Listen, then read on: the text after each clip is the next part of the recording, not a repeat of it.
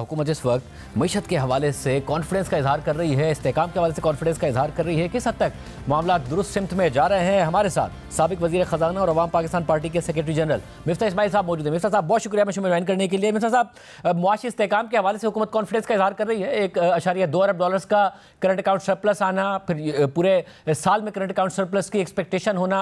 Governor state bank कह रहे हैं 14 अरब डॉलर के हमारे रिजर्व हो जाएंगे। IMF के साथ स्टाफ लेवल मुआहिदा हो गया। किस हद तक ये इस्तेहकाम आपको सस्टेनेबल लग रहा है? इस्तेहकाम तो एकदम रियल है, इसमें कोई डाउट नहीं है। और दुनिया भर में क्योंकि तेल की कीमत कम हुई है, एडिबल ऑयल की कीमत कम हुई है, कपास, गंदम, दीगर कमोडिटीज़ की चीज़ें कीमतें कम हुई हैं, तो जो फॉरेन एक्सचेंज के हमको जो इंपोर्ट की ज़रूरतें होती हैं, जो दरामदाद करने के लिए फॉरेन एक्सचेंज की ज़रूरत होती है, उसमें हमारे डॉलर्स बच जाते हैं, जिसकी वजह से यहाँ पे जो है वो करंट अकाउंट सरप्लस भी हो रहा है, रिजर्व भी बढ़ रहे हैं। तो एक ऑब्वियसली जब तक कि तेल की कीमत सस्ती रहेगी, $60 में $70 तक रहती है, तो पाकिस्तान जो है वो बड़ा वायबल है, इकॉनमी बड़ी वायबल है। तो इंशाल्लाह जब तक ये सिलसिला चले रहेगा, ज़ाहिर है हमको कर्ज तो लेना पड़ेगा, हमको हर साल $20-25 बिलियन वापस करने पड़ते हैं, और हम एक्सपोर्ट नहीं बढ़ा पा रहे, तो हमारी मईशत जो है वो तो ग्रो नहीं करेगी। जो रेमिटेंस आ गया वो रेमिटेंस आ गया, वो भी बढ़ रहा है क्योंकि ज़्यादातर लोग नौकरी करने बाहर जा रहे हैं। लेकिन हुकूमत ने जो फंडामेंटल इस्लाहत करने थे, जिसके अंदर जिससे सस्टेनेबिलिटी आती है, वो नहीं आई। अभी हम जो है वो रहम करम पे उसके हैं कि बाहर की मंडी के अंदर तेल सस्ता रहे, चीज़ें सस्ती रहें तो हम चलते रहें, लेकिन अगर महंगे हो जाते हैं, और जो कि होते हैं, तो उस वक्त पाकिस्तान का कोई पुरसान हाल नहीं होगा अगर हम फंडामेंटल इस्लाहत ना करें। और सब एक जो मसला इस साल में भी रहा कि हालांकि स्टेट बैंक ने मार्केट से डॉलर्स ख़रीदे और उसके बावजूद रिजर्व्स हमारे बिल्डअप नहीं हुए, बल्कि उनमें कमी हुई, क्योंकि हमें जो बायलैटरल मल्टीलैटरल इंस्टीट्यूशन से उस तरीके से पैसे नहीं आए। हालांकि हम IMF के प्रोग्राम में हैं, और IMF तो क्या अब आपको लगता है कि 14 अरब डॉलर के आसपास हमारे रिजर्व जाते हैं, फिच की तरफ से रेटिंग्स बेहतर हुई हैं, तो हमें वो पैसे आएंगे, मल्टीलैटरल इंस्टीट्यूशन से पैसे आएंगे और रिजर्व बेहतर अंदाज में बिल्डअप हो सकते हैं? देखिए, IMF तो आपका लेंडर ऑफ लास्ट रिसोर्ट होता है। एशियन डेवलपमेंट बैंक और वर्ल्ड बैंक और चाइना इंफ्रास्ट्रक्चर बैंक आपके रिजर्व को नहीं देखता। वो अगर आप IMF के प्रोग्राम में हो तो वो आपको कर्ज देता रहता है। लेकिन दीगर जो इदारे हैं, इंटरनेशनल बैंक्स हैं या चाइनीज़ बैंक्स हैं, वो रिलक्टेंट हो जाते हैं। अभी आपने चाइना का 1 बिलियन या 1 बिलियन सवा बिलियन का लोन वापस किया है, और अमूमन हम जो लोन वापस करते हैं तो फिर से उसको हम रीस्केजुलिंग में चले जाते हैं। अब हुकूमत जाती है, नहीं देखते हैं। हुकूमत ने मेरे ख्याल से $1 बिलियन का एक लोन सिटी बैंक से उठा रही है, 7 या 7.5% पे, तो वो 5 साल का लोन है। तो हुकूमत लोन भी ले रही है, मगर क्योंकि पिछले 2-4 सालों से लोन्स जो है उसको मिलने की स्पीड भी कम हो गई थी हमारी, तो हमारे रिजर्व नीचे चले गए थे। उससे पहले आपको याद है कि 18 वगैरह के उससे पहले जो था वो हम दुनिया में बॉन्ड्स भी बेच सकते थे और कर्ज ले सकते थे। अब वो पाकिस्तान की पोजीशन नहीं रही, लेकिन अल्लाह ने चाहा तो 1 आध साल में हो जाएगी। और सब इस सब में जब आप ज़ाहिर रिफॉर्म्स की बात करते हैं, हुकूमत दावेदार है कि ये लास्ट IMF का प्रोग्राम होगा, मगर गुज़िश्ता हुकूमतें भी दावेदार थी, वो गलत साबित हुई। ये आपको सही साबित होते नज़र आते हैं? रिफॉर्म्स कहीं नहीं दिख रहे हैं आपको? वही कि शॉर्ट टर्म में इकोनॉमिक मैनेजमेंट हो गई, स्टेबिलिटी आ गई, थोड़ा सा ग्रोथ की तरफ गए और धड़ाम से गिर गए, उसी पाथ पर हैं हम? वही 100% उसी बात में। कोई एक पैसे का रिफॉर्म इस हुकूमत ने नहीं किया, और इस बल्कि वक्त ज़ाया किया है। इनफैक्ट जो आज फिस्कल स्पेस मिली हुई है, क्योंकि दुनिया में तेल सस्ता है, दुनिया में चीज़ें सस्ती हैं, जो आज फिस्कल स्पेस मिली हुई है, पाकिस्तान के पास बड़ा आसानी से रूम है कि हम फिस्कल रिफॉर्म्स कर सकें। इस हुकूमत ने जितने IMF को वादे किए थे कि हम निष्कारी करेंगे, नहीं की। इन्होंने कहा था हम हुकूमतों को डिवॉल्व करेंगे, कुछ वजारतों को, वो नहीं किया। इन्होंने कहा कुछ अखराजात हम सूबे को ट्रांसफ़र करेंगे, वो नहीं किया। इन्होंने कहा कि हम कुछ श्रिंक कर देंगे साइज ऑफ द गवर्नमेंट और कुछ वजारतों के अंदर लोगों को खत्म करेंगे, वो नहीं किया। पेंशन के रिफॉर्म की बात की, वो नहीं किया। कोई एक काम भी इन्होंने नहीं किया। यहाँ तक कि IMF से जो एक फिस्कल पैक्ट की बात की थी कि जिसमें एग्रीकल्चर टैक्स लगाएंगे और जमा करेंगे, लगाया ज़रूर है, जमा नहीं किया। छोटे दुकानदारों के ऊपर टैक्स लगाने की बात थी, वो नहीं कर सके।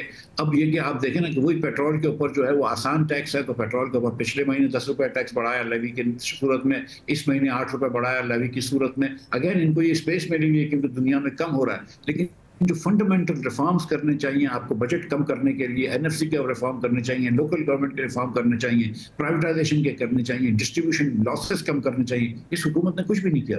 और ज़ाहिर जो एक्सपोर्ट्स है हमारी, وہ نہیں بڑھی ہیں. ریمیٹنسز پر ڈپینڈنس ہماری بہت زیادہ بڑھ گئی ہے. ہماری سب سے بڑی ایکسپورٹ ہی اب ہیومن ریسورس ہے. 4.1 ارب ڈالرز کی ریمیٹنسز آنا, 1.2 ارب ڈالرز کا کرنٹ اکاؤنٹ سرپلس ہی اس کی وجہ سے ہے, ورنہ ٹریڈ ڈیفیسٹ ہمارا 2.1 ارب ڈالرز تھا. کوئی بڑی ایکسپورٹس کی گروتھ نہیں دیکھی گئی ہے.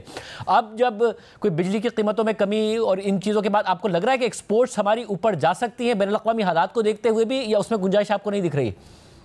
آج بھی Shahid sahab Indonesia, Malaysia, Thailand, Vietnam, Cambodia, South Africa, Kenya, Ethiopia, Hindustan, Sri Lanka اور بنگلہ دیش سے ہماری بجلی مہنگی ہے. ان سب ممالک سے ہماری گیس مہنگی ہے, اور ان سب ممالک میں ہمارا ٹیکس سب سے زیادہ ہے. 61% آپ کارپوریٹ پر ٹیکس لے رہے ہیں, انکلوڈنگ آن ایکسپورٹس. آپ 49% ٹیکس لے رہے ہیں نوکری بزنس انڈیویجولس پہ, ڈاکٹر یا لائرز ہوتے ہیں, اور نوکری پیشہ لوگوں پہ آپ 38.5% ٹیکس لیتے ہیں. اس ٹیکس رجیم کے اندر اور اس قسم کی بجلی کے ریٹ کے اندر انڈسٹریل گروتھ نہیں ہو سکتی. اسی لیے آپ دیکھ رہے ہیں کہ پچھلے 12 میں سے 10 کوارٹر میں لارج اسکیل مینوفیکچرنگ کم ہو رہی ہے. اگر لارج اسکیل مینوفیکچرنگ شرمپ ہو رہی ہے, آپ کے جتنے بھی کریش کراپس تھے, بڑے کراپس, آپ کی کاٹن کی پروڈکشن کم ہو رہی ہے, آپ کی گندم کی پروڈکشن کم ہو رہی ہے, آپ کی رائس کی پروڈکشن کم ہو رہی ہے, آپ کی کورن کی پروڈکشن کم ہو رہی ہے, آپ کی شوگر کین کی پروڈکشن بھی کم ہو گئی ہے, شوگر کی پروڈکشن بھی ڈاؤن ہے. سو ہم ہر طریقے سے نیچے جا رہے ہیں. 3 سال سے ہماری per capita G D P جو ہے وہ کم ہوتی جا رہی ہے. تو حکومت کی اس وقت جو ڈسپلن آیا ہوا ہے, جو فسکل اسٹیبلٹی آئی ہے, وہ صرف مرہون منت ہے کہ دنیا بھر میں تیل کی قیمتیں اور دیگر چیزوں کی قیمتیں سستی ہو گئی ہیں. انہوں نے تو ایک پیسے کا کام نہیں کیا, اور خدا نہ خواستہ اگر یہ واپس تیل 80-90 ڈالر پہ بھی جائے گا تو ہم سسٹین نہیں کر سکیں گے. یہ ہماری اکانومی کے اندر وہ طاقت ہی نہیں ہے کہ ہم سسٹین کر سکیں. ویسے ایک اور بات جو سی پیک کے ساتھ کی جاتی تھی کہ جی پہلے انفراسٹرکچر بنے گا اور اس کے بعد چائنیز انڈسٹری بھی ریلوکیٹ پاکستان میں ہوگی. جب ٹرمپ کا پہلا دور تھا, انہوں نے ٹیرفز لگائے تو بہت سارے چائنیز ایکسپورٹرز نے اپنے آپ کو ریلوکیٹ کیا, کمبوڈیا, ویتنام, دیگر ممالک میں کیا. اب بھی جب چین اور امریکہ آمنے سامنے ہیں تو بات ہو رہی ہے کہ دیگر ممالک کو فائدہ ہو سکتا ہے, ایون انڈیا کو فائدہ ہو سکتا ہے چپس مینوفیکچرنگ میں, دیگر میں. پاکستان میں آپ کو اب بھی کچھ لگتا ہے کہ ساری کی ساری سچویشن کا کہ انڈسٹری ہمارے ہاں بھی لگ جائے, کچھ ریلوکیٹ ہو جائے, یا کوئی اس کے امکانات نہیں دکھتے؟ کوئی آٹے پہ نمک کے برابر ہو جائے تو ہو جائے. لیکن دیکھیں شادی بھائی, مسئلہ کچھ اور ہے. مسئلہ یہ ہے کہ اگر 2.70 کروڑ بچے ہمارے اسکول سے باہر, یعنی کہ 40% بچے ہمارے اسکول سے باہر ہوں, اور 78% 10 سال کے بچے 2 جملے نہیں پڑھ سکتے ہوں کسی بھی زبان میں, تو وہ ملک کہیں نہیں جا سکتا. میں معذرت کے ساتھ کہہ رہا ہوں, اور یہ جب میں کہتا ہوں تو لوگوں کو برا لگتا ہے کہ تم تو 20 سال کی بات کہہ رہے ہو کہ پہلے قوم کو پڑھاؤ. لیکن میرے پاس اور کوئی طریقہ نہیں ہے. جب تک آپ اس قوم کو پڑھائیں گے نہیں, ہم پروڈکٹیوٹی نہیں بڑھا سکیں گے. آپ کی لیبر پروڈکٹیوٹی جو ہے وہ کم ہے. آپ دیکھیں کہ پچھلے 3-4 سالوں میں غریب لوگ مزید غریب ہوئے ہیں. اب شافیہ تو ٹھیک ہے, غریب لوگ مزید غریب ہوئے, مڈل کلاس کو آپ نے سکڑا دیا ہے. جو پڑھے لکھے لڑکے ہیں ان کو دبئی جانا ہے, باہر جانا ہے, اور پاکستان میں کم سے کم لوگ پڑھے لکھے رہ گئے ہیں. آپ کیسے کر سکتے ہیں کہ آپ پورے پاکستان کے اندر 40% بچے کو پڑھائیں نا, اور پھر آپ بولیں کہ ہم دنیا سے کمپیٹ کر سکتے ہیں؟ آپ کی اسکولوں میں 2.70 کروڑ بچے آپ کی اسکول سے باہر ہیں. ہندوستان جو آپ سے 5 گنا بڑا ملک ہے, اس میں صرف 11,70,000 بچے اسکول سے باہر ہیں. تو یہ ہمارے لیے شرم کا مقام بھی ہے, لیکن ایک فکر کے بھی مقام ہے کہ ہم کچھ کریں. جب تک آپ بچوں کو تعلیم نہیں دیں گے, لوکل گورنمنٹس کو امپاور نہیں کریں گے, آپ کی گورننس ڈس فنکشنل ہو چکی ہے. ہماری حکومت سے کچھ بھی نہیں ہوتا. آپ سوچیں کہ ہم پی آئی اے کی پرائیویٹائزیشن کا, آج میں پھر پڑھ رہا تھا کہ پھر ڈیلے ہو گیا. مطلب آپ سوچیں کہ ایسا ایف سی بنی ہے, اس نے کتنی کوشش کری, ہم کانفرنسز کرتے ہیں, کیا انویسٹمنٹ لے کر آئے. آپ سوچیں کہ ہمارے پاس کبھی گیس رافر ہو جاتی ہے, کبھی گیس کی شارٹیج ہو جاتی ہے, ہمیں سمجھ نہیں آتی کہ گیس کی پالیسی کیا ہے. کچھ دنوں پہلے حکومت نے ایک نوٹیفیکیشن دیا کہ گیس جو ہے وہ 700 روپے مہنگی دیں گے, ہم کیپٹیو پاور کو 4500 روپے کی دیں گے. آج وہ نوٹیفیکیشن واپس لے لیا.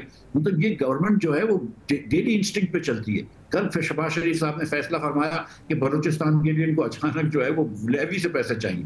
بھائی آپ کے تو بجٹ میں 1100 ارب روپے آپ نے پی ایس ڈی پی کے رکھے ہیں, ابھی تو ادھر 500 ارب روپے رکھا ہوا ہے. جب آپ کو دوسری جگہوں پہ, پنجاب کے اندر یا دیگر جگہوں پہ روڈ بنانے کے لیے پیسے ہیں, تو بلوچستان کے لیے لیوی لگانے کی کیا ضرورت تھی؟ اگین یہ دھوکے کی بات ہے, یہ صرف آنکھوں کو اوجھل کرنے کی بات ہے. اس سے کوئی فائدہ نہیں ہوتا. اس ملک کے اندر جب تک کہ ہم ایک سیریس ریفارم نہیں کرتے, توڑ پھوڑ نہیں کرتے حکومت کے اسٹرکچرز کی, اور ری بلڈ نہیں کرتے, ہم آگے نہیں جا سکیں گے.